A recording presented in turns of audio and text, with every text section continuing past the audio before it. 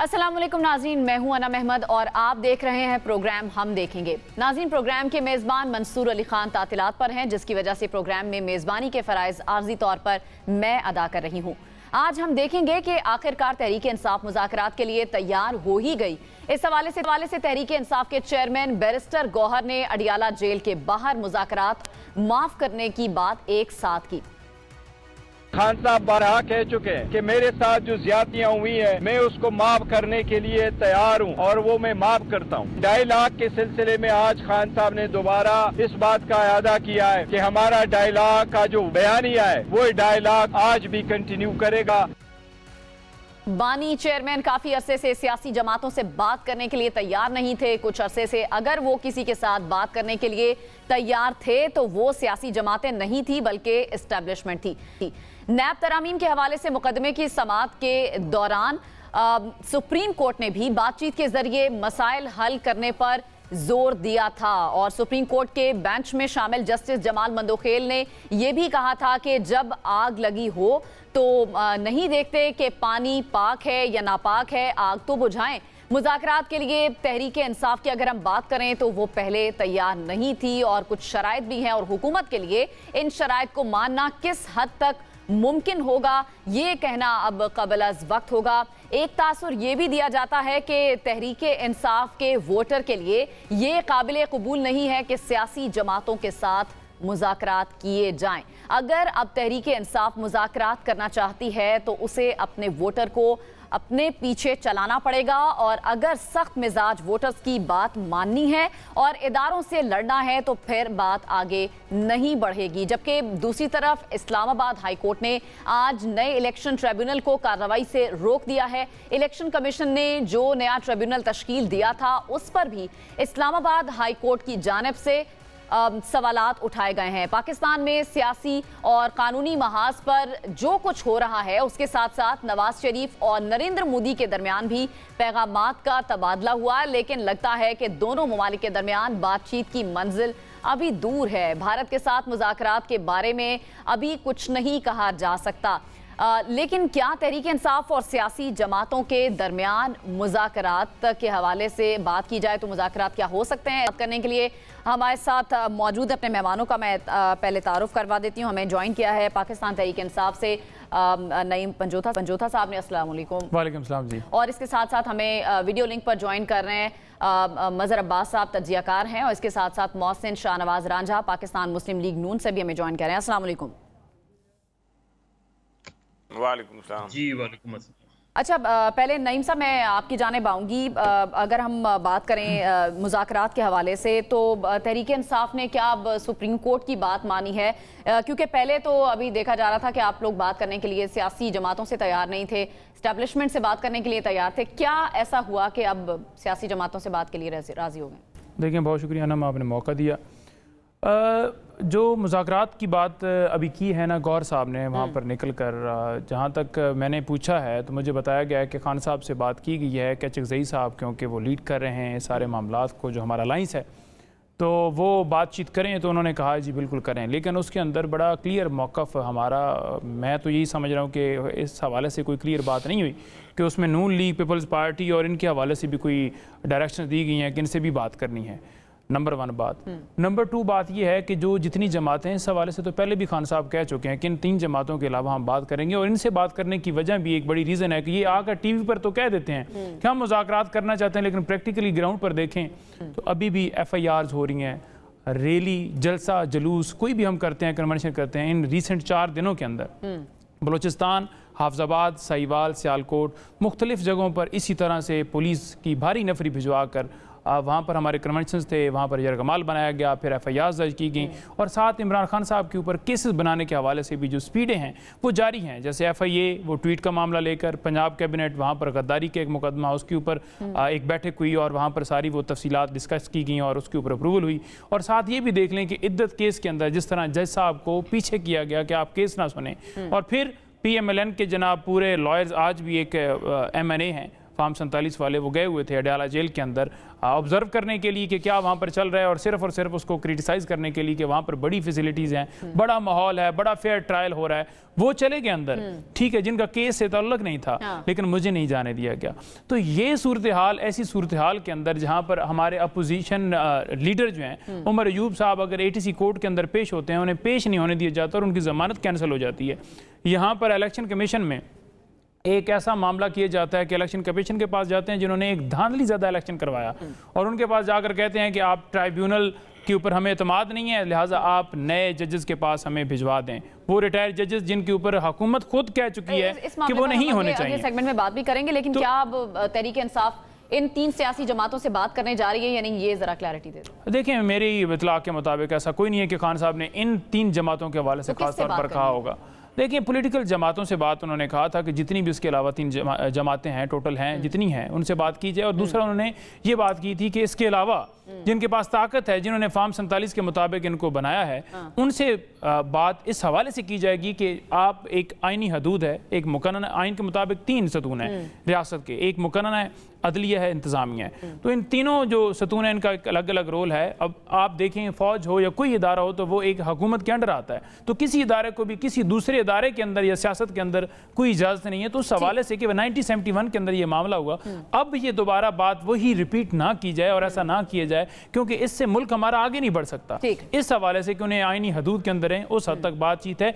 बातचीत में और डील में बड़ा फर्क है। बातचीत की हम बात करते हैं, डील कभी इमरान खान नहीं करेगा। चलें जी, मोहसिन शाहनवाज साहब, आप किस तरह से देख रहे हैं ये जो खबर सामने आ रही है, और जिस तरह से बैरिस्टर गौहर ने आकर बताया कि बानी चेयरमैन PTI जो है वो तैयार है मुज़ाकरात के लिए, तो नून लीग के लिए तहरीक इंसाफ की शराइत कबूल होंगी? देखिए, हम तो एक सियासी जमात हैं और हमारा पहले दिन से बल्कि ये तो ये कह रहे हैं ना कि ये हमसे मुज़ाकरात नहीं करना चाहते।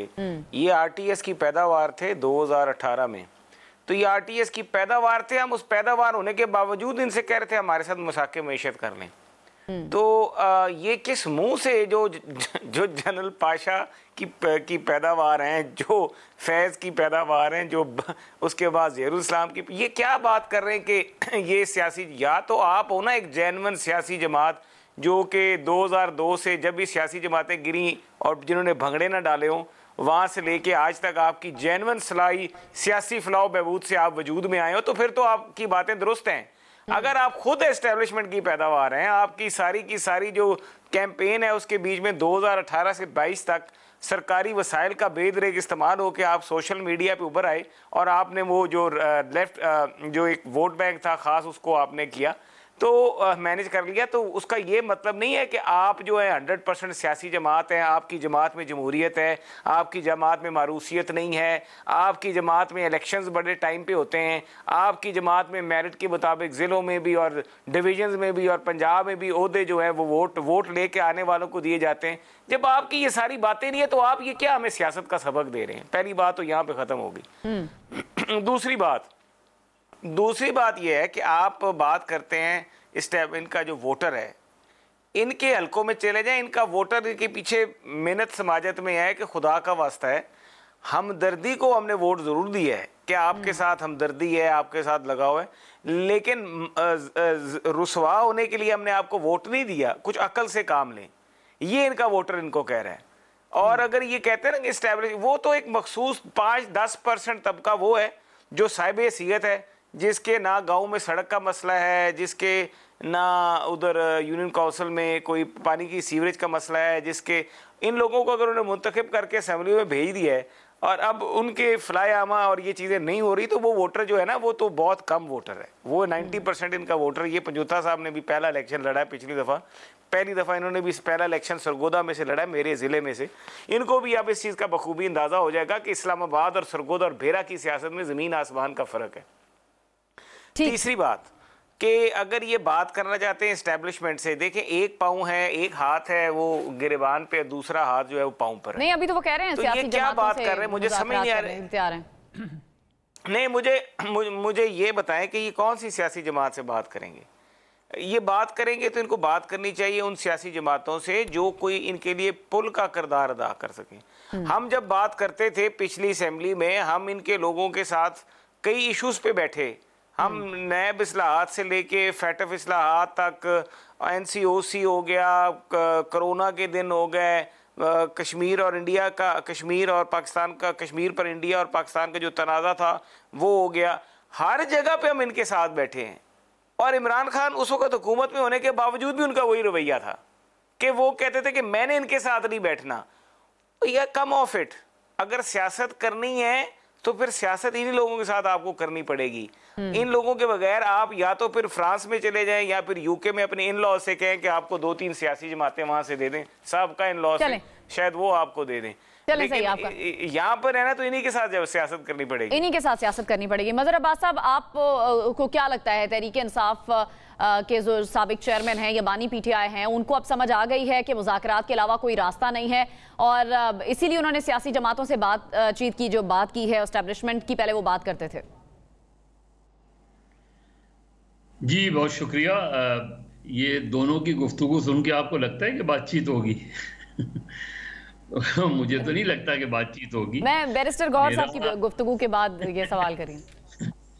नहीं, मेरा नहीं ख्याल, क्योंकि देखें जिस बातचीत को हम समझ रहे हैं बातचीत, वो बहरहाल नहीं हो रही और ना ही होने जा रही। यानी बातचीत तो होती है ना, opposition, between opposition and government, तो वो बातचीत तो नहीं होने जा रही। और अगर वो बातचीत नहीं होने जा रही तो political crisis as it is है, वो अपनी जगह खड़ा हुआ है। तो ना बानी PTI के रवैये में कोई तब्दीली है और ना ही हुकूमत बहुत ज़्यादा इंटरेस्टेड है कि वो गुफ्तगू की जाए। और जहाँ तक इस्टेब्लिशमेंट का है, तो इस्टेब्लिशमेंट की तरफ से तो ऑलरेडी एक चीज़ आ गई है कि भाई आप अगर जो आखिरी जो प्रेस कॉन्फ्रेंस DGI SPR की थी, उसमें उन्होंने 9 मई के हवाले से जो कहा था कि आप अनकंडीशनल अपॉलजी करें, उसके बाद तो इस वक्त बिल्कुल सिचुएशन वैसी ही खड़ी है, माँ सिवाय इसके कि जब वो बानी PTI ये कहते हैं कि सियासी जमातों से बातचीत की जाए, तो उनकी मुराद जमीयत उलमा इस्लाम है, उनकी मुराद जमात इस्लामी है, लेकिन उनकी मुराद मुस्लिम लीग नहीं है, MQM नहीं है, पीपल्स पार्टी नहीं है। अब मतलब मौलाना फजलुर रहमान से इतने सख्त इख्तलाफात के बाद वहां बात की जा सकती है, बानी चेयरमैन नून लीग पीपल्स पार्टी से बात नहीं कर सकते? ये उनकी अपनी पॉलिटिक्स है, तो उस पर मैं क्या कहूँ, उनकी अपनी पॉलिटिक्स है। मेरा ख्याल है अगर 8 फरवरी के बाद, क्योंकि जब बाद औक़ात आपके 2 बड़े हरीफ हों और आप उसमें बाद सिचुएशंस में आप टारगेट करते हैं कि एक हरीफ से आप बात कर सकते हैं, दूसरे हरीफ से नहीं कर सकते, ताकि आप कहीं ना कहीं इन रोड्स होते हैं। लेकिन तहरीक इंसाफ की जो पॉलिटिक्स है वो इससे मुख्तलिफ है। वो बिल्कुल भी बात नहीं करना चाहते पीपल्स पार्टी और नून लीग से, और अब उसमें MQM का भी इजाफा हो गया, तो वो उनकी पॉलिटिक्स है। लेकिन उसके लिए फिर जाहिर है उन्हें जो जिस तरह की स्ट्रगल करनी चाहिए, अभी तक उनकी 6 जमाती इत्तेहाद जो है उसकी तरफ से कोई पॉलिटिकल मूवमेंट एज सच नहीं नज़र आई। मूवमेंट जिस तरह हमने देखी है मादी में मूवमेंट्स, उनको डिफ़िकल्टी भी हैं, उनके लोग भी बंद हैं, वो एक केस से निकलते हैं तो दूसरे केस में पकड़ लिए जाते हैं। ये सारी चीज़ें वो हैं जिससे नून लीग पीपल्स पार्टी सफ़र कर चुकी है, लेकिन बदकिस्मती से आज उन चीज़ों से निकलने के बजाय वो उन्हीं चीज़ों को फॉलो कर रहे हैं जिनको वो कल गलत कहते थे। तो हमारे यहाँ यही है, और कल मुझे कभी उम्मीद है कि कल जब कभी तहरीक इंसाफ की हुकूमत आएगी तो वो भी एग्जैक्टली यही करेंगे। ये नहीं होगा कि वो इससे सबक सीखें, वो भी वही करेंगे, क्योंकि ये हमारा पॉलिटिकल कल्चर बन चुका है। हम चीज़ों को बेहतर बनाने की कोशिश नहीं करते, बल्कि उन्हीं कवानीन को जिनको हम अपोजिशन में रह के कंडेम करते हैं, उन्हीं कवानीन को अपने मुखालफिन के खिलाफ इस्तेमाल करते हैं जब हुकूमत में आते हैं। यानी तो जो हो रहा है वही आगे भी होता रहेगा, आप ये कह रहे हैं? फिलहाल मुझे कोई ब्रेक थ्रू नहीं लगता इसके अंदर। फिलहाल नहीं लगता आपको? नहीं मंजोता साहब, अगर जो मुज़ाकरात आप बात कर रहे हैं कि इन 2 जमातों के अलावा बाकियों से आप बात करने के लिए तैयार हैं, मुज़ाकरात का आपका एजेंडा क्या होगा? देखिए, मुज़ाकरात की बात जहाँ तक हो रही है ना कि बातचीत की जाएगी, तो उसमें सिर्फ़ और सिर्फ एजेंडा एक ही है, एक रूल ऑफ लॉ। आइन की बालादस्ती, और जहाँ पर बात होगी, जिस जगह पर भी होगी यही होगी। और हमारा तो यही है कि आवाम का मैंडेट जो है वो वापस किया जाए, और उसके लिए हमारी तहरीक भी जो है वो आप अलाइंस देख रहे हैं इसी वजह से है। और एक एजेंडे के ऊपर, इसमें कोई ये नहीं है कि पावर्स शेयर करनी है, सिर्फ एक एजेंडा है कि रूल ऑफ लॉ, कॉन्स्टिट्यूशन जो है उसकी बालादस्ती होनी चाहिए। अब दूसरी तरफ जो राय साहब कह रहे हैं कि ये सियासी जमात नहीं है, तो सियासी जमात ना होते तो आज जो पाबंदियाँ लगाई जा रही हैं कि आप फायर वाल लेके आ जाएँ, कोई बोले नहीं, कोई बात ना करे, कोई ट्वीट ना करे, कोई टिकटॉक के ऊपर वीडियो ना डाले, कोई फेसबुक पर ना डाले, कोई यूट्यूब के ऊपर ना डाले, सेंसरशिप आप कह रहे हैं। सेंसरशिप। और ये क्यों की जा रही है? इसी वजह से की जा रही है। अगर इतनी ही सियासी जमात ना होती तो 8 फरवरी को जो डाका डाला गया है मुल्क के अंदर, जमहूरियत के ऊपर जो हमला किया गया है, जीते हुए लोगों को हराया गया है, हर जगह के ऊपर धांधली की गई है, हर जगह के ऊपर जो है वो रिगिंग करके अपनी मर्जी के, मनमर्जी के लोगों को जितवाया गया, 1-1 लाख की लीड से हारे हुए लोगों को जितवा दिया गया। अगर उन्हें कहें ना कि फॉर्म 45 लेकर किसी अदालत के अंदर शो में आ जाएं, वो कहते हैं अदालत में जाएंगे, अदालत में कहेंगे कि वहाँ लेकर आएँ, तो वो कहेंगे जी कि हमें एतमाद नहीं है, क्योंकि हम जो है वो इस अदालत जो है बड़ी स्पीड लगा रही है, क्योंकि उनके पास है नहीं कुछ। फॉर्म 47 के मुताबिक उन्हें जिताया गया, फॉर्म 45 उनके पास है नहीं। तो वो भागने के तरीक़ेकार फिर आपके सामने है, जो आगे आपने फिर बात करनी तो मैं उसके ऊपर बात करूंगा। लेकिन मसला क्या है? मसला सिर्फ और सिर्फ इस वक्त ये है कि एक तरफ आपने 203 केसेस बना दिए इमरान खान साहब के ऊपर, और फिर नए केसेस बनाए जा रहे हैं, लेकिन वो बंदा वो खड़ा है डट के, वो कहता है जी कि मैं पीछे नहीं हटूंगा। 2018 की बात की जा रही है कि जनाब उस वक्त एस्टैब्लिशमेंट से आप सियासी जमातों पे आ गए। देखें, पीछे हटने का मतलब ये है ना कि आप डील कर लें। आप ये कहें कि मुझे जो है मेरे प्लेटलेट्स कम हो गए हैं, मैं जो है वो मुझे इस तरह का मामला हो गया, मुझे हार्ट प्रॉब्लम हो गया, मैंने इलाज करवाने जाना है, तो किसी बहाने से मुझे जेल से बाहर निकाला जाए, मुझे बाहर भेजा जाए। आप देख लें ना कि मदर साहब भी जैसे कह रहे हैं कि 9 मई के हवाले से, इनको माफ़ी के हवाले से जनाब उन्होंने बात की थी, तो हम तो हमेशा कहते रहे कि 9 मई के ऊपर जुडिशल कमीशन आज तक क्यों नहीं बनाया गया। हर रोज़ हम बात करते हैं, लेकिन हमें सुना तो जाए ना, हमें तो सुना ही नहीं जा रहा। और एक यकतरफा कार्रवाई करते हुए आपने आलिया हमजा, सनम जवेद, जितनी हमारी ख़वातीन हैं, जितने हमारे नौजवान हैं, बुज़ुर्ग हैं, वहाँ जेलों में पड़े हुए हैं, आप कभी एक अदालत, कभी दूसरी अदालत, कभी तीसरे थाने, कभी चौथे थाने, एक मुकदमे में रिलीज़ होते हैं तो दूसरे मुकदमे में उठा ली जाता है एक शख्स। आप ये तसव्वुर भी कर सकते हैं कि वो पाकिस्तान के मुख्तलिफ थानों के अंदर मौजूद होगा। यहाँ पर लाहौर के अंदर उन्होंने मुकदमात बनाए, सनम जवेद और आलिया हमजा को मियाँ वाली लेकर चले गए, वहाँ से अगर बेल हुई है, अब गुजरांवाला में 4-4 घंटे गाड़ी के अंदर बैठाया जाता है, उनके घरों में ले जा रहे हैं कि जाकर दिखाएं जी कि उनके वालिदैन के सामने जो है वो जाएंगी, उन्हें जो है वो परेशान होंगी, उनके घर रेड करेंगे, देखेंगे जी कि हम आपके घर आए हैं, पूछ कुछ कर रहे हैं जी कि सनम जवेद और का घर किधर है। सिर्फ क्या कि मेंटली टॉर्चर किया जाए और किसी तरीके से वो वीडियो बयान दे दें, इमरान खान के खिलाफ बोल दें, फिर उसके बाद उन्हें रिलीज कर। ये कैसा 9 मई है कि आपने एक लीडर को अगवा किया। सुप्रीम सिस्टम हमारा इसी तरह चल रहा है, जब आपकी हुकूमत दोबारा आएगी फिर यही चीज़ दूसरी जमातों के साथ होगी। देखें, आप बताएं कि कोई ऐसी चीज़ हुई हो, 203 केसेस बनाए गए हों, को बताएं कि इमरान खान के दौर के अंदर 144 के ऊपर या किसी ने पुरअमन एहतजाज किया हो तो उसके ऊपर इतने मुकदमात 109 के बना दिए गए हों।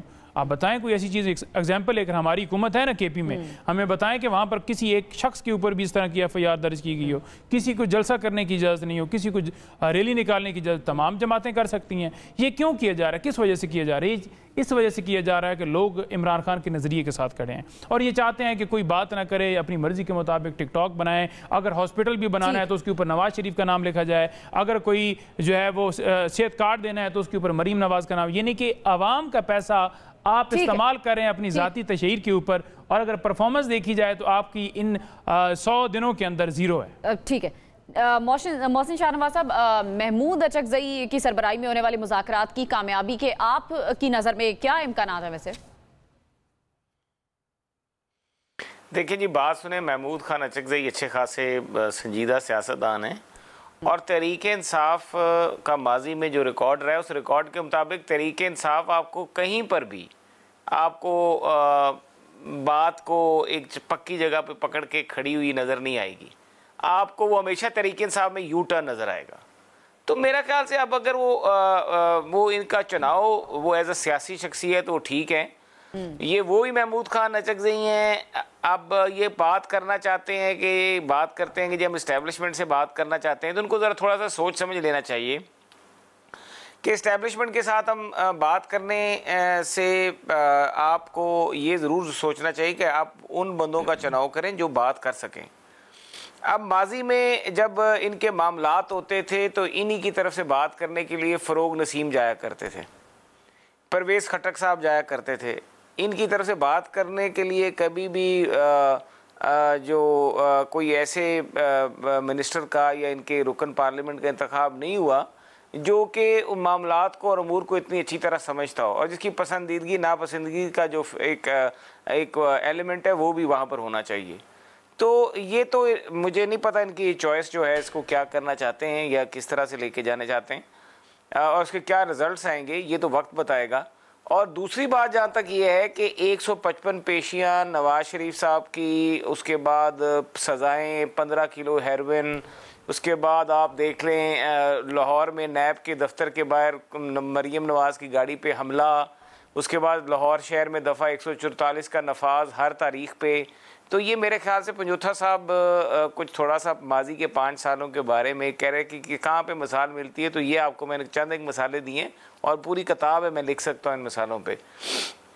बात रह गई जहाँ तक सेहत इंसाफ कार्ड की, तो सेहत इंसाफ कार्ड जो था उसका नाम सेहत इंसाफ कार्ड, सेहत कार्ड में इंसाफ कहाँ से आ गया भाई, क्योंकि वो तहरीक इंसाफ का इंसाफ था।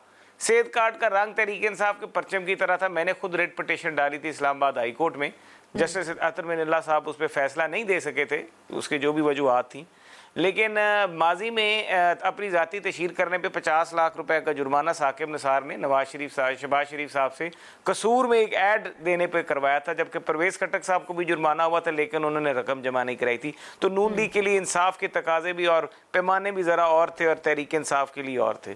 तो ये तो मैंने 2 मिसालें दे दी। अब आगे बात आ गई कारकर्दगी की, तो बुज़दार की कारकर्दगी जो है जिसमें सवाए गोगी के और बुशरा के और बाकी चीज़ों के अलावा आपको कुछ नहीं नज़र आता। तो ये बातें वो ना करें कि मेरे ख्याल से जिनका वजूद नहीं है। अगर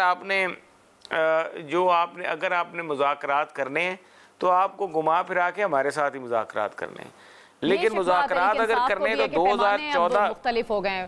ठीक है मज़हर साहब, देखें जी आप कुछ कहना चाह रहे हैं? जी मैं कह रहा हूँ अगर मुज़ाकरात करने और TOR बनने तो जो वक्त और तारीख है वो 2013 के इलेक्शन से लेके 2024 तक पाकिस्तान के सियासी जो है उसमें मंजरनामे में जो कुछ भी हुआ है वो सारे के सारे की बुनियाद पर जुडिशल कमीशन बनने चाहिए। ठीक है मज़हर साहब, बैरिस्टर गौहर ने जो आज गुफ्तगू की है उनको ये कहने की ज़रूरत क्यों महसूस हुई कि हमारे जो मुज़ाकरात हैं उसकी पेशकश को किसी डील से ताबीर ना किया जाए? देखिए मुझे नहीं पता, ये तो बैरिस्टर गौहर ज़्यादा बेहतर बता सकते हैं, लेकिन अगर उन्होंने ये बात की है तो ऐसे मुज़ाकरात तो सिर्फ या तो इस्टेब्लिशमेंट से हो सकते हैं या हुकूमत से हो सकते हैं। कि अगर आप ये कहते हैं कि इसको डील से ताबीर ना किया जाए तो जाहिर है डील तो आप अपोजिशन से तो नहीं कर सकते, यानी विद इन अपोजिशन तो नहीं हो सकती। तहरीक इंसाफ और JUI के दरमियान तो डील नहीं हो सकती, तहरीक इंसाफ या जमात इस्लामी के दरमियान तो डील नहीं हो सकती। डील अगर हो सकती है तो या तो तहरीक इंसाफ और इस्टेब्लिशमेंट के दरमियान हो सकती है या तहरीक इंसाफ और हुकूमत के दरमियान हो सकती है। तो अब ये बैरिस्टर गौहर बता सकते हैं, लेकिन अगर उन्होंने ये कहा है तो इसके माने ये हुए कि वो इशारतन ये कह रहे हैं कि हुकूमत से भी बातचीत हो सकती है, क्योंकि अगर आप या इस्टेब्लिशमेंट से का तो ओपनली वो कहते ही हैं और इसकी बेहतर वजाहत वही कर सकते हैं, क्योंकि मैं सियासी तौर पे इस्टेब्लिशमेंट से बातचीत को दुरुस्त नहीं समझता, क्योंकि आप किसी हुकूमत को माने या ना माने अपोजिशन मुज़ाकरात हमेशा हुकूमत से ही करती है, ये मानते हुए कि इस हुकूमत को हम नहीं मानते। 77 में नहीं मानते थे ना भुट्टो की हुकूमत को PNA वाले, लेकिन मुज़ाकरात तो भुट्टो से ही किए उन्होंने। भुट्टो PNA को नहीं उस तरह तस्लीम करते थे उनके, लेकिन उन्होंने PNA से मुज़ाकरात किए। तो आप अपनी पोजीशन में खड़े रहते हुए मुज़ाकरात करते हैं। आप ये मुज़ाकरात करते हैं, अब जैसे शाहनवाज साहब कह रहे हैं कि जी वो अगर ये कमीशन होगा तो 2013 से बनाएंगे, PTI कह रही है कि 2024 पर कमीशन बना दें, 9 मई के कमीशन बना दें। तो अब इलेक्शन का कमीशन बनाएं तो बनाएं, लेकिन 9 मई का कमीशन तो बनाया जा सकता है। इस पर तो शाहनवाज साहब को या उनकी गवर्नमेंट को ये पोजीशन तो ले सकती है कि भाई 9 मई का कमीशन बना दें। PTI के लोग और या इमरान खान अगर इसमें मुलविस पाए जाएं तो बिल्कुल PTI उसको माने, तस्लीम करे। ज़ाहिर है कमीशन तो उसी सूरत में बनेगा, लेकिन फिलहाल वो जो एक तनाव है बाकी जो वो बात कह रहे थे कि जाहिर है जो 8 फरवरी के तनाजुर में और उसके बाद जो इस वक्त गवर्नमेंट कर रही है, ये बात अपनी जगह दुरुस्त है कि पीटीआई को प्रैक्टिकली पॉलिटिकल एक्टिविटीज़ की as such outside the parliament इजाज़त नहीं है, और कोई एक नॉर्मल तरीके से जलसा नहीं करने दिया जाता। अगर JUI जलसा कर सकती है तो PTI जलसा क्यों नहीं कर सकती? अगर जमात इस्लामी रैली निकाल सकती है तो PTI रैली क्यों नहीं निकाल सकती? तो ये इस मामले में जो हुकूमत का रवैया है वो बिल्कुल सप्रेस करने का है, सप्रेशन का है। वो नहीं अलाउ करना चाहते PTI को उनकी पॉलिटिकल एक्टिविटी, और कम से कम आउटसाइड द पार्लियामेंट। तो ये मेरा ख्याल है जो गवर्नमेंट कर रही है, इससे खुद गवर्नमेंट अपने लिए मुश्किल खड़ी कर रही है। मुश्किल गवर्नमेंट अपने लिए खड़ी करी। बिल्कुल सही मज़ा साहब, आपका पॉइंट आ गया। आगे बढ़ना है प्रोग्राम में। इस्लामाबाद हाई कोर्ट ने इलेक्शन कमीशन की तरफ से तश्कील दिए गए इलेक्शन ट्रिब्यूनल को आइंदा समाअत तक के लिए कार्रवाई से रोक दिया है, और इसके साथ साथ अदालत ने अटॉर्नी जनरल को आइंदा समाअत पर अदालत की मुआवनत के लिए भी तलब कर दिया है। इस्लामाबाद हाई कोर्ट के चीफ जस्टिस आमिर फारूक ने इलेक्शन एक्ट तरमीमी ऑर्डिनेंस के हवाले से भी दरखास्त की समाअत करते हुए कहा कि इलेक्शन कमीशन ने उनकी मुशावरत से जस्टिस तारिक महमूद जहांगीरी को इलेक्शन ट्रिब्यूनल का जज मुकर्रर किया था। उन्होंने ये भी कहा कि जज से मुतालिक तौहीन-आमेज़ ज़बान इस्तेमाल की गई और अपने फायदे के लिए एक जज पर अकरबा परवरी के इल्जामात आयद किए जा रहे हैं। इलेक्शन कमीशन ने ट्रिब्यूनल तब्दील करके कानून की क्या खिलाफ वर्जी की है, इस पर आ जाते हैं। नईम पंजोथा साहब, आपको लगता है कि कानून की खिलाफ वर्जी हुई है? बिल्कुल जी, कानून की खिलाफ वर्जी हुई है। अगर मैं इसका थोड़ा बैकग्राउंड बताऊं तो ये है कि 8 फरवरी को जिस तरह धांधली ज़्यादा इलेक्शन करवाए गए, उसका मकसद जो है वो पूरा किस तरह से हो सकता था कि आप आगे भी चीज़ें जो हैं वो मैनेज करें, जो सारा मामला किया गया। अब उसके अंदर क्या हुआ कि इलेक्शन जो एक्ट है उसके अंदर ये बड़ा वाज़ेह है, ये कानून है कि आपने 6 महीने के अंदर इलेक्शन पटिशन डिसाइड करनी है। लेकिन यहाँ पर ये क्या किया जा रहा है कि एक इलेक्शन ट्राइब्यूनल के अंदर मामला गया है, वो वहाँ पर चल रहा है, और इलेक्शन ट्राइब्यूनल बार बार ये कह रहा है PMLN के MNAs जो फॉर्म 47 के मुताबिक बने हैं कि आप आएँ और अपना जवाब जमा करवाएँ, आप आएँ फॉर्म 45 लेकर आएँ। ठीक है, 1.5 महीना उन्होंने कोई जवाब जमा नहीं करवाया। 1.5 महीने के बाद वो क्या कहते हैं जी कि जनाब बड़ी जल्दी हो गई है, बड़ी जल्दी में जा रहा है जी, और इतनी स्पीड लगाई जा रही है। फॉर्म 45 वो कह रहे हैं कि लेकर आए, इसमें क्या जल्दी है? आपने अपना जवाब तो जमा कराना है, 6 महीने के अंदर उन्होंने डिसाइड करना है। इन्होंने क्या किया कि जब इन्होंने देखा कि ये तो हम तो बिल्कुल झूठे हैं, फॉर्म 47 के मुताबिक हमें जितवाया गया, फॉर्म 45 के मुताबिक तो PTI के लोग जीते हुए हैं, इन्होंने क्या किया कि इलेक्शन ऑर्डिनेंस लेकर आ गए। 1 साल पहले ये कहा गया कि रिटायर्ड जजेस जो हैं वो नहीं होने चाहिए एज ए इलेक्शन ट्राइब्यूनल, लेकिन अब दोबारा ऑर्डिनेंस इसलिए लेकर आए क्योंकि ये चाहते थे कि अपनी मन मर्जी के जजेस लगाकर उनके पास ये केसेस लगाए जाएं, वो 5 साल लटकाए जाएं और 5 साल गुजर जाएं, तब उसके बाद कहा जाए कि वाकई पाकिस्तान तहरीक इंसाफ तो ठीक कह रही थी। अब इसके अंदर इन्होंने एप्लीकेशन दी कि इस के ऊपर हमें एतराज़ है। अब एतराज़ के लिए आपने वैलिड रीज़न देनी है कि किस वजह से एतराज़ है। बिल्कुल नाकाम रहे, उसके बावजूद इलेक्शन कमीशन ने फैसला दिया कि बिल्कुल जी हम जो है वो जो नया नोटिफिकेशन 7 तारीख को हमने निकाला है उन्हीं के पास ये केस जो है वो लगाया जाएगा। अब इलेक्शन कमीशन ने ये क्यों नोटिफिकेशन निकाला? क्योंकि इलेक्शन कमीशन ने खुद धांधली करवाई है, सुपरविजन की है, तो अगर वो फैसला इंसाफ देता है, मेरिट पर देता है, तो आर्टिकल 6 तो इलेक्शन कमीशन पे लगेगा। तो वो कभी भी आप एक्सपेक्ट नहीं कर सकते थे कि इलेक्शन कमीशन जो है वो मेरिट के ऊपर फैसला देगा, इसलिए ये किया गया है। और आज अदालत ने ये भी कहा कि इतनी क्या जल्दी थी, तो रातों रात ऑर्डिनेंस लेकर आए, रातों रात ये सारी कार्रवाई डाली गई है। और एतराज़ तो आपने बताना है ना कि आपको ट्राइब्यूनल के ऊपर क्या है। और दूसरी ये मैं चीज़ ऐड कर दूं, देखें ये सिर्फ जलसे जुलूसों के ऊपर पाबंदी नहीं है, अभी भी हमारे लोग उठाए जा रहे हैं। रात को हमारे सेक्रेटरी इन्फॉर्मेशन है वकास साहब, उनको उठा लिया गया। उससे पहले नायब सदर हैं हमारे लाहौर के, उनको उठा लिया गया। अजहर मशवानी के दोनों भाइयों को उठा लिया गया कि वो सोशल मीडिया वो चलाता है। इसके अलावा आप अगर देख लें तो वो गिरफ्तारियां जो हैं वो रुक नहीं रही, चाहे वो शायर फरहाद हों, वो अगवा किया जाता है, थाना लोई बेई से सफ़र शुरू होता है और वहाँ जाकर AJ के ख़त्म होता है, और वहाँ जाकर कहा जाता है कि आप यहाँ पर ये नामजद हो गए। और इसी में इस्लामाबाद हाई कोर्ट के जस्टिस मोहसिन अस्करियानी साहब ने बड़ा अच्छा लिखा। उन्होंने कहा जी कि बिल्कुल ये अगवा हुआ है। उन्होंने लिखा कि ये बिल्कुल इसको बाजियाब तब तक नहीं माना जाएगा जब तक ये यहाँ पर पेश नहीं किया जाएगा, और यहाँ से ही ये गया है। अब ये ऐसी सारी सूरत हाल के अंदर आप हत्ते की इज्जत बिल लेकर आ रहे हैं, आप फायर वॉल जो है वो लगा रहे हैं कि कोई आप पे बात ना करे, कोई क्रिटिसाइज ना करे। आपके ऊपर क्रिटिसाइज क्यों ना करे? आप ऐसे काम करें कि आपके ऊपर तनकीद ना हो। जब आप काम ही ऐसा करेंगे, आप डाका डालेंगे, चोरी करेंगे, आप किसानों को पकड़ेंगे कि आप उनको कीमत नहीं दे रहे, दुबई लीक्स में आपका नाम आएगा, तो आप उसके ऊपर बजाय ये कि लोग इसके ऊपर बात करें, आप लोगों के ऊपर जो है वो कतगन लगा रहे हैं, मुकदमात बना रहे हैं। मोहसिन साहब, ये जो बात कर रहे हैं कि गिरफ्तारियां सिर्फ पहले नहीं हो चुकी हैं, अभी भी ये थमने का नाम नहीं ले रही हैं, क्यों इनके लोगों को उठाया जा रहा है, ये सवाल कर रहे हैं। ये बिल्कुल ठीक है ये बात। देखें, बात ये है कि अगर इनकी हरकतें दुरुस्त नहीं होंगी तो जी ये मेरे से बात की है ना आपने, जी मोहसिन शाहनवाज साहब। हाँ जी, मैं ये कह रहा हूं कि अगर आप कहीं पे कानून की खिलाफ वर्जी करेंगे तो मुकदमात आपके खिलाफ बनेंगे, उसमें तो कोई दूसरी राय नहीं है। दूसरी बात यह है कि आपको पता है कि इस्लामाबाद हाई कोर्ट जो है उसके बारे में जो गुफ्तगू चल रही है और जो मौक़िफ़ मुख्तलिफ जगहों पे सामने आ रहे हैं, उसमें बायसनेस का जो एलिमेंट है, मैं सब जजेस की नहीं बात कर रहा, ना मैं किसी के ऊपर ये बात कर रहा हूँ, स्पेसिफिक बात कर रहा हूँ, लेकिन अखबारों में और इधर उधर जो चीज़ें आ रही हैं, जो पटिशनें जा रही हैं, जो कुछ वहाँ पे हो रहा है, वो ज़रा इसको इस तरीके से देखा जाए। तीसरी बात यह है कि जहाँ तक मैं जवाब दूंगा आपको, आप ज़रा तसल्ली से बैठे, आपकी तसल्ली कराता हूँ। तीसरी बात यह है कि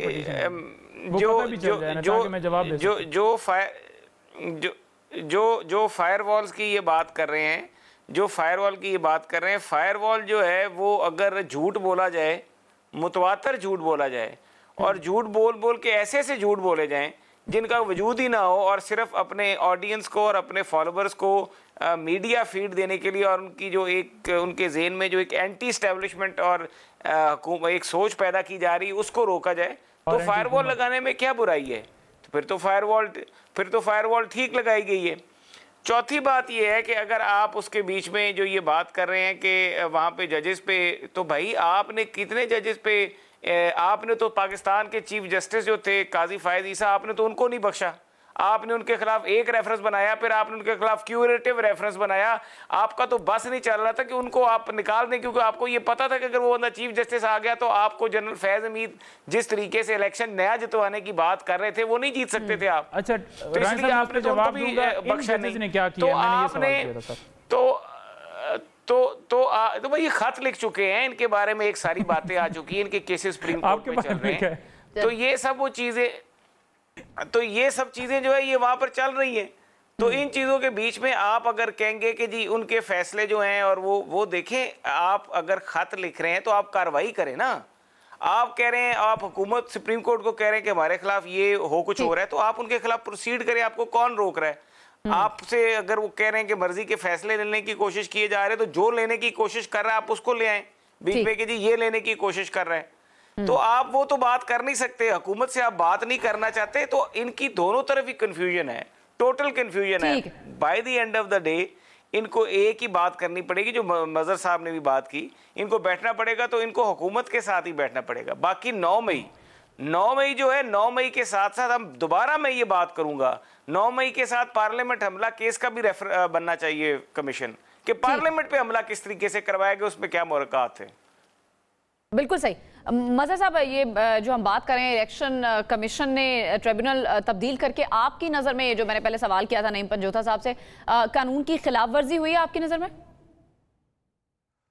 देखिए, पहली चीज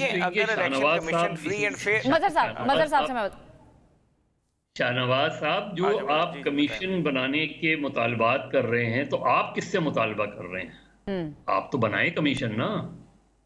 आप जो कमीशन बनाना चाह रहे हैं तो कमीशन बनाएं। जो गवर्नमेंट मुतालबा थोड़ी करती है, गवर्नमेंट तो एक्शन करती है। तो गवर्नमेंट बनाए जो भी मुतालबा। दूसरी बात देखिए, आप सिर्फ फायरवॉल का मसला नहीं है शाहनवाज साहब, एक पूरा पैटर्न है जो मीडिया टारगेटेड लग रहा है। अब उसके अवामिल कुछ भी हों, आपको पीटीआई के सोशल मीडिया से प्रॉब्लम्स हों, दूसरे हों, लेकिन ये याद रखें, और मादी में भी हमने ये बात कर चुके हैं हम, कि जब 2016 में पैका आया था तो उस वक्त भी जो मरियम औरंगजेब साहिबा इंफॉर्मेशन मिनिस्टर थी, उनसे मैंने कहा था कि ये याद रखें कि हुकूमतें जब कवानीन बनाती हैं, और ये हर जमात के लिए है, तो ये भूल जाती हैं कि कल वो अपोजिशन में आएंगी।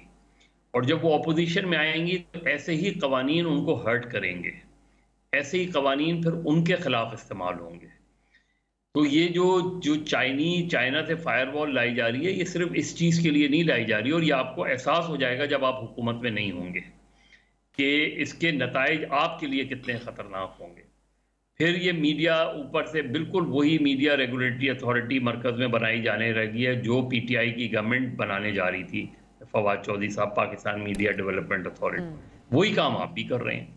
फिर अब आप हतक इज़्ज़त के कानून को बिल्कुल, हतक इज़्ज़त का कानून 2002 का देख लें और हतक इज़्ज़त का कानून 2024 का देख लें, आप खुद देख लें, आप लॉयर हैं, दोनों का फ़र्क देख लें आप कि 2002 का जो कानून मैंने पढ़ा है वो 2024 के कानून से बहुत बेहतर है।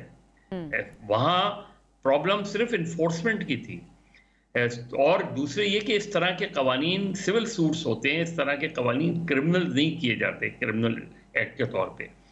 बाकी जो PTI को कानून तोड़ेगी, कानून को भी तोड़ेगा तो उसके खिलाफ कार्रवाई होनी चाहिए। क्या सेक्शन 144 सिर्फ PTI के लिए? क्या JUI ने जलसे नहीं किए, रैली नहीं किया? क्या जमात इस्लामी ने रैली की? मैं ये बात इसलिए कर रहा हूँ क्योंकि आप गवर्नमेंट हैं। कल PTI गवर्नमेंट थी, PTI से भी यही बात करते थे कि भाई आप जिस तरह राना सनाउल्लाह पे नारकोटिक्स का केस बना था, वो कहाँ चला गया नारकोटिक्स का केस? वो उसी वक्त जिस वक्त ये बनाया गया था, उसी वक्त बहुत से लोगों ने ये कहा था कि ये उड़ जाएगा केस। सियासी केस। तो जब आप एक सियासी जहन रख के केसेस बनाते हैं तो हमेशा वो केसेस काउंटर प्रोडक्टिव होते हैं इसमें, चाहे वो नवाज शरीफ के खिलाफ बने, चाहे इमरान खान के खिलाफ बने, जरदारी के खिलाफ बने, XYZ किसी के खिलाफ बने। तो मेरा ख्याल है पॉलिटिकल कल्चर को बेहतर करने की जरूरत है। हर पार्टी में अच्छे लोग भी हैं, बुरे लोग भी हैं। और ये बेहतर किस तरह से होगा मजहर साहब? हम तो ऐसे ही देखते हुए आ रहे हैं, और किसने बेहतर करना है ये भी सवाल है। ये इन्होंने ही बेहतर करना है, और किसने बेहतर करना है? इन्हीं ने बेहतर करना है। नहीं बेहतर करेंगे तो अल्टीमेटली पीपल विल सफर, लेकिन ये जमातें खुद भी सफर करेंगी, और जाहिर है फिर दूसरों को मौका मिलता है, जिस तरह मौका मिल गया कि आपने अपना स्पेस, जो आज ये जिस तरह PTI कह रही है एस्टैब्लिशमेंट से बात करेंगे, तो दरअसल वो एस्टैब्लिशमेंट को स्पेस दे रहे हैं।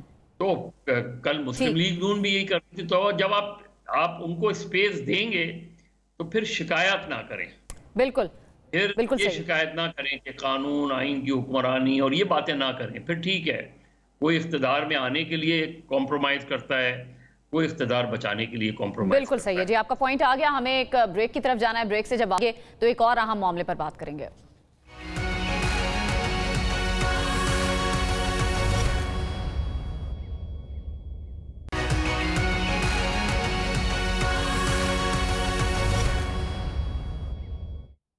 वेलकम बैक जी। पाकिस्तान और भारत की क़यादत के दरमियान पैगामात का तबादला हुआ है। साबिक वज़ीर आज़म और मुस्लिम लीग नून के सदर नवाज शरीफ ने भारतीय वज़ीर आज़म नरेंद्र मोदी को हालिया इंतखाबात में कामयाबी पर मुबारकबाद देते हुए कहा कि इलेक्शन में आपकी जमात की कामयाबी लोगों का आपकी क़यादत पर एतमाद की अक्कासी करता है।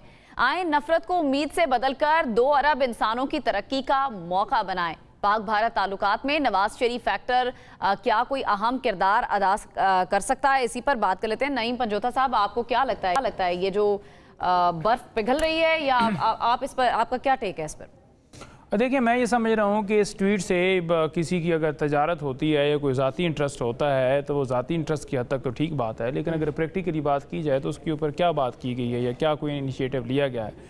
और यहाँ पर अगर आप देखें तो अगर इसराइल के अंदर, इसराइल जो है फ़लस्तीन के अंदर जुल्म कर रहा है, और अगर यहाँ पर कोई एहतजाज करता है फ़लस्तीन के हक़ में तो उसको उठा लिया जाता है, झंडे पर पाबंदी है।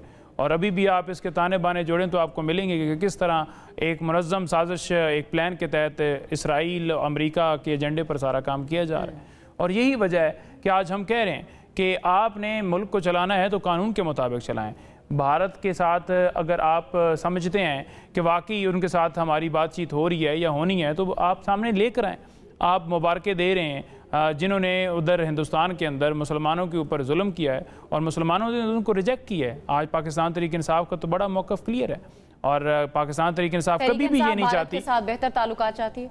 देखिए, हम ये चाहते हैं कि पाकिस्तान का किसी के साथ भी जो है लड़ाई वो नहीं होनी चाहिए। इसराइल को तो कभी भी नहीं मानते हम, लेकिन बराबरी की बुनियाद के ऊपर। ये नहीं होता कि आप गुलामी किसी की कर लें।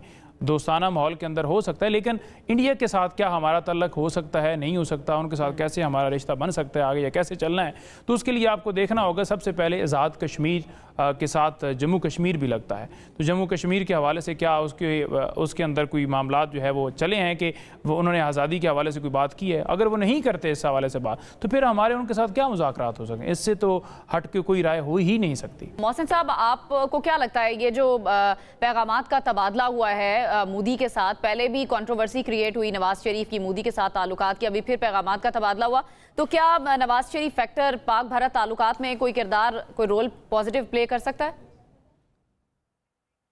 देखिए, जहाँ तक पाक भारत की कशीदगी और पाक भारत के ताल्लुकात का सवाल है और यहाँ पर इस खिते में अमन का सवाल है, देखिए चाइना की तरफ आप देखें, चाइना जो है वो हमें सीखना चाहिए उससे। ट्रेड डिप्लोमेसी चाइना की इंडिया के साथ अलहदा चलती है, बॉर्डर के जो इश्यूज़ हैं वहाँ पे जो कशीदगी है वो अलहदा चलती है। तो लिहाजा जो ये पाकिस्तान पिछले 5 साल में आइसोलेट हुआ था पूरी दुनिया में इमरान खान साहब की वजह से, वो आइसोलेशन जो थी उसकी कुछ वजूहत ये थी कि वो चीज़ों को जिस तरीके से इश्यूज़ होते हैं उस तरीके से हैंडल नहीं किया जाता। नरेंद्र मोदी के अभी तो ये तनकीद कर रहे हैं और हम सारे करते आए हैं जो उनका नज़रिया है, जो बात है, लेकिन हमने अगर नवाज शरीफ ये बात करें तो वहाँ की भारत की आवाम का एहतराम हो रहा है जिन्होंने उनको वोट दिया है। भारत की आवाम में उनके पास वहाँ पे पार्लियामेंट में जो भी अरकान है, जिस मज़हब से भी उनका ताल्लुक है या जो नीचे आवाम है, हम तो आवाम के एहतराम में उनके मैंडेट की बात कर रहे हैं। और दूसरी बात यह है कि नवाज शरीफ साहब जब भी आए हैं, वाजपेयी से लेके बाकी मामला तक, उन्होंने इस मामलात को बेहतरी की तरफ ही लेके जाने का सोचा है।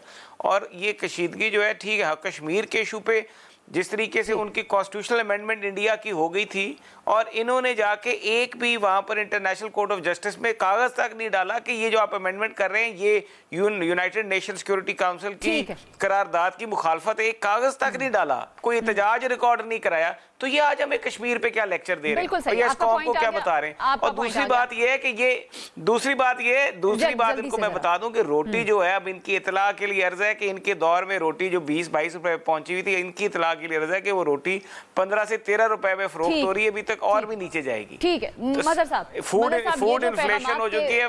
मोहसिन साहब, वक्त जरा कम है, मुझे आगे बढ़ना है। मजहर साहब, ये जो पैगामात के तबादले हुए हैं, इसके बाद बैक चैनल मुज़ाकरात के इम्कानात भारत से क्या बढ़ गए हैं, आपको ऐसा लगता है? देखिए, बढ़ नहीं गए, लेकिन एटलीस्ट ज़रूर एक होता है, ज़ाहिर एक प्रोटोकॉल भी होता है। किसी मुल्क में इलेक्शंस होते हैं, वहाँ सदर वज़ीर आज़म इलेक्ट होके आते हैं, आप उनको माने ना माने, एक्सेप्ट करें ना करें, लेकिन एक मुबारकबाद का पैगाम ज़रूर दिया जाता है इलेक्शन जीतने के ऊपर। नवाज शरीफ साहब का अगर आप बयान देखें तो वो उससे मुख्तलिफ है जो शहबाज शरीफ साहब ने दिया है। और नवाज शरीफ साहब ने इससे पहले भी जो तकरीर की थी जब वो मुस्लिम लीग नून के सदर हुए थे, उस वक्त भी उन्होंने ये बात की थी कि जब वाजपेयी यहाँ आए थे, लाहौर आए थे, तो उस वक्त ये उम्मीदें थीं और फिर हमने ही ऐसी चीज़ की जो हमने उनके उस वादे को पूरा नहीं रखा। ये देखिए, असल चीज़ ये कि हम नेगेटिविटी की तरफ चले जाएं तो हम बहुत दूर तक चले जाते हैं, हम पॉजिटिविटी की तरफ जाएं। बेसिक चीज़ ये कि पाक भारत और आपके नेबर्स के दरमियान ताल्लुकात बेहतर होने चाहिए और चीज़ें जो हैं कहीं ना कहीं चीज़ों को डिफ्यूज़ करने की। इस वक्त जो बीजेपी की गवर्नमेंट है वो मादी की बीजेपी की गवर्नमेंट के मुकाबले में कमज़ोर है। वो अब इस वक्त क्या नरेंद्र मोदी, क्योंकि उनका जो जवाब था वो बहुत गार्डेड था, उन्होंने शुक्रिया अदा किया, इससे आगे उन्होंने बहुत ज़्यादा नई बात की है, लेकिन ये इब्तिदा हो सकती है। अब चूंकि वहाँ एक कोलिशन गवर्नमेंट आ गई है, प्योरली बीजेपी की गवर्नमेंट नहीं है, तो ऐन मुमकिन है कि कहीं ना कहीं ये हो कि किसी तरीके से चीज़ों को आगे बढ़ाया जाए। लेकिन और शायद अगर बीजेपी ने तो यहाँ से पहल हो सकती है, मदर साहब, शहबाज शरीफ पहल कर सकते हैं? नहीं, यहाँ से पहल, देखिए यहाँ से पहल का कोई फ़ायदा नहीं ना। पहल से मुराद ये है कि कहीं ना कहीं जैसे ट्रैक 2 है, ट्रैक 2 प्रोएक्टिव हो सकती है, ट्रैक 2 डिप्लोमेसी के जरिए चीज़ें आगे बढ़ सकती हैं और एक ग्राउंड बन सकता है बातचीत का, क्योंकि बहुत ज़्यादा बदगुमानियाँ हैं एक दूसरे के हवाले से, इसलिए ये आसान वो नहीं है। लेकिन नवाज शरीफ साहब का क्योंकि एक पस मंज़र है और भारत के अंदर भी ये समझा जाता है, वहाँ का जो थिंक टैंक वगैरह है, कि नवाज शरीफ साहब ने मादी में जो है काफ़ी आगे जाके, परवेज़ मुशर्रफ साहब ने बहुत आगे जाके बातचीत की कोशिश की थी। इमरान खान साहब ने, देखिए इमरान खान साहब जब ओथ लिया था तो उन्होंने इंडिया के अपने टॉप क्रिकेटर्स को बुलाया था जो उस ज़माने में उनके साथ खेला करते थे, और पूरी क्रिकेट टीम ने साइन शुदा बैट इमरान खान साहब के लिए मुबारकबाद के तौर पे भेजा, एक पॉजिटिव जेस्चर। फिर करतारपुर राहदारी आप देख लें, तो वो इनिशिएटिव्स लेने पड़े हैं। ये चीज़ इंडिया को भी सोचने की है कि एक्सट्रीमिज्म की तरफ जाके आप मुल्क जो है वो तरक्की नहीं करते। बिल्कुल, एक्सट्रीमिज्म की तरफ जाकर कोई मुल्क के लिए हासिल वसूल नहीं है और दोनों ममालिक का ही नुकसान है। इसमें बहुत शुक्रिया आप तीनों मेहमानों का। आप प्रोग्राम में मेरे साथ मौजूद है, दीजिए इजाजत, अल्लाह ने के बाद।